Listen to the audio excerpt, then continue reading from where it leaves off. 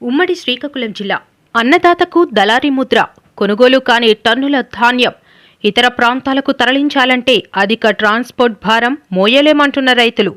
ప్రభుత్వం తక్షణమే స్పందించి మమ్మల్ని ఆదుకోవాలని కోరుతున్న రైతులు. మన్యం జిల్లా పాలకొండ మండలం లోవిడి లక్ష్మీపురం గ్రామంలో ఆంధ్రప్రదేశ్ రైతు సంఘం ఆధ్వర్యంలో గ్రామ రైతులు తమ పొలాల్లో నిరసన దీక్ష చేపట్టారు. పాలకొండలోని రైస్ మిల్లర్లు తమ వద్ద ధాన్యాన్ని కొనుగోలు చేయకపోవడంతో ఇతర మండలాలకు ధాన్యాన్ని తరలించే ట్రాన్స్పోర్ట్ భారం తమ మీదే పడుతుందని రైతులు ఆరోపిస్తున్నారు. గ్రామంలో సుమారు 500 టన్నుల ధాన్యం గ్రామంలో అమ్మకానికి సిద్ధంగా ఉందని, సంక్రాంతి పండుగ ముగిసినా కనీసం పండిన పంటను అమ్ముకోలేని స్థితిలో ఉన్నామని రైతులు ఆవేదన వ్యక్తం చేశారు. రైతులను, వారి తరపున ప్రశ్నించే వ్యక్తులను దళారులుగా రైస్ మిల్లర్లు సృష్టించడం జరుగుతుందని ఆంధ్రప్రదేశ్ రైతు సంఘం మన్యం కార్యదర్శి బుడితి అప్పలనాయుడు ఆరోపించారు. ప్రభుత్వం తక్షణమే స్పందించి రైతులకు న్యాయం చేయాలని, లేని పక్షంలో రైతులతో కలిసి ఉద్యమం చేపట్టేందుకు సిద్ధంగా ఉన్నామని ఆంధ్రప్రదేశ్ రైతు సంఘం సభ్యులు తెలిపారు. నా పేరు బుడితి అప్పలనాయుడు, పార్వతీపురం మన్యం జిల్లా ఆంధ్రప్రదేశ్ రైతు సంఘం పార్వతీపురం మన్యం జిల్లా కార్యదర్శిని. ఈరోజు జనవరి 21 పండగకు ముందే ఇక్కడ ధాన్యాన్ని రైతులు సుమారు మన వాళ్ళు చెప్తున్నారు 4 నుంచి 5,000 బస్తా కొట్టామని. అంటే సుమారు 400 నుంచి 500 టన్నులు ధాన్యం పండగ ముందు తమ పండగ అవసరాలు గడుపుకోవడం కోసం మరి ధాన్యం ఆడించేశారు. మిల్లర్స్కి తరలిద్దామనుకుంటే స్థానిక పాలకొండ మిల్లర్స్కి టార్గెట్స్ లేదు, బీజేలు అయితే ఉన్నాయి కానీ టార్గెట్స్ లేవని చెప్తున్నారు. దాంతో ఇతర మండలాలకి వీళ్ళు ధాన్యాన్ని తరలించాల్సి వస్తే మరి ట్రాన్స్పోర్ట్ అనేది అదనంగా ప్రైవేట్ వాహనాల ద్వారా అడుగుతున్నారు. దీనివల్ల అధిక భారం అనేది రైతుకు అవుతుంది. ఇదే సమయాన్ని ఆధారం చేసుకుని మిల్లర్స్ కూడాను వాళ్ళు మాత్రం బ్రోకర్ల చేత లేదా మిడిల్ మ్యాన్ చేత మొత్తం ధాన్యం సేకరణ చేయొచ్చు. ఏదైనా రైతు సమస్య మీద రైతు పక్షాన్ని నిలబడి మాట్లాడుతున్న వాళ్ళని బ్రోకర్లని పెట్టి చెప్పి అధికారులని తప్పుదారు పట్టిస్తున్నారు. దీన్ని ఆంధ్రప్రదేశ్ రైతు సంఘం తరఫున మేము ఖండిస్తున్నాం.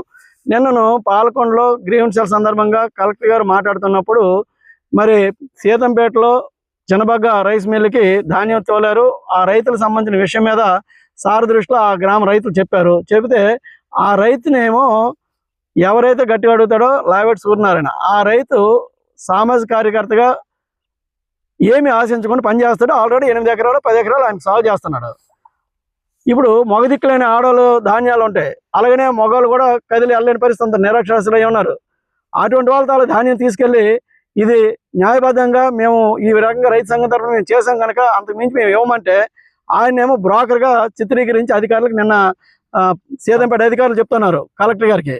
ఇది సమంజసం కాదు. అలాగనే అనేక సందర్భాలు జేసీ గారి దృష్టిలో కూడా పెట్టాం. బ్రోకర్ల ద్వారానే వాళ్ళు సేకరిస్తున్నారు. ఛాలెంజ్ చేస్తున్నాం. ఇప్పుడు మిల్లర్ల దగ్గర వాస్తవానికి పండగ ముందే ఆయా గ్రామాల నుంచి వర్తకుల వంటి వాళ్ళ దగ్గర నుంచి జిల్లా మొత్తం మీద ఈరోజు రావుపల్లి కానీ, లేకపోతే గరుగుపల్లి కానీ, లేదు జిఎంఎల్స్ కానీ, బలిజిపేట కానీ, ఏ మండలంలో చూసుకున్న రైస్ మిల్లర్స్ కూడాను జిల్లా మొత్తం మీద ఈ గ్రామంలో ఉంటే వ్యాపారుల వద్ద నుంచి ధాన్యం సేకరణ చేసుకున్నారు. ఇప్పటికి కూడా ఇంకా వాటిని ట్రాన్సాక్షన్ చేయలేదు. కారణం ఏంటంటే వాళ్ళ టార్గెట్స్ అయిపోయాయి కనుక వాళ్ళ టార్గెట్స్ పెరిగినప్పుడు మళ్ళీ వాటిని ట్రాన్సాక్షన్ చేసుకొని సిద్ధమవుతున్నారు. అటువంటి ధాన్యం చాలా కుప్పలుగా ఉన్నాయి. ప్రతి మిల్లు దగ్గర 100 టన్నులు ఉన్నాయి. మరి వాటన్నింటి మీద విచారణ చేద్దామా? వాస్తవానికి బ్రోకర్లు తెచ్చారో రైతులు తెచ్చారో తేలుతుంది. అది మానేసి మిల్లర్లు ఏం చెప్తే దాన్ని ఇక్కడ స్థానిక గౌరవ కలెక్టర్ గారు కానీ, సబ్ కలెక్టర్ గారు కానీ, జేసీ గారు కానీ అదే మాట్లాడడం.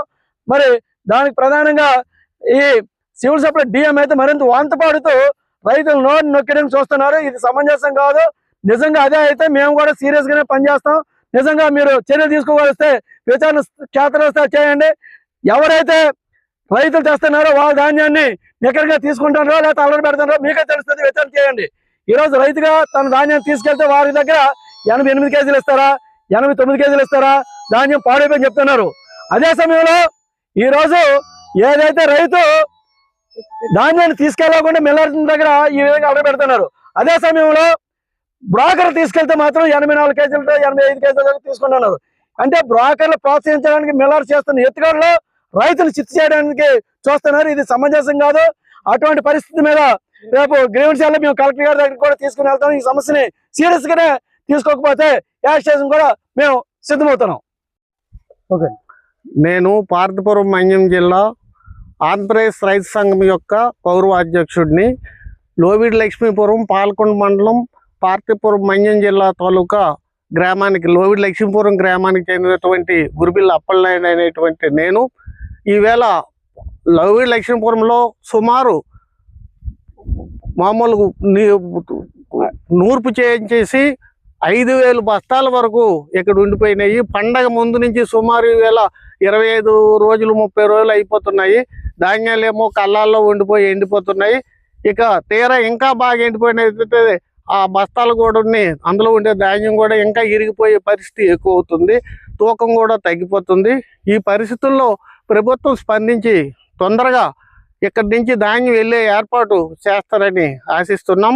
అంతేకాకుండా రైతులు కొంతమంది అనాథ రైతులకి ఎవరైనా సహకారం మా లావెట్ సూడ్ లాంటి మంచి మనస్తత్వంతో నలుగురు సహకారం చేయడం కోసమని ఏదో ఒక ట్రాక్టర్ తోటో దేనితోటో ధాన్యం తీసుకెళ్తే మిల్లర్లు వాళ్ళ దగ్గరికి తేలేదని అతని మీద కూడా ఉండి డలార్ అని పేరు పెట్టి వాళ్ళు మాత్రం డలార్ల దగ్గర కొంటారు, వాళ్ళు డలార్లను ప్రోత్సహిస్తారు.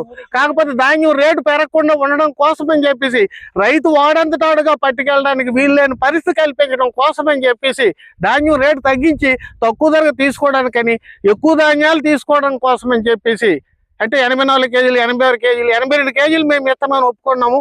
కాబట్టి అంతకు మించి ఇవ్వడానికి ఉద్దేశంతో లేము. వాళ్ళు మామూలు రైతులు అనాథలుగా నిలేట్లయితే వాళ్ళ దగ్గర ఎక్కువ వసూలు చేయడానికి వాళ్ళ దగ్గర తక్కువ రేటు కొనడానికని వాళ్ళ దళారుల ద్వారా వాళ్ళు సంపాదించుకోవడం కోసం అని చెప్పేసి లావిడ్ సూర్ లాంటి వ్యక్తినేమో దళార్ అని అన్నాడు.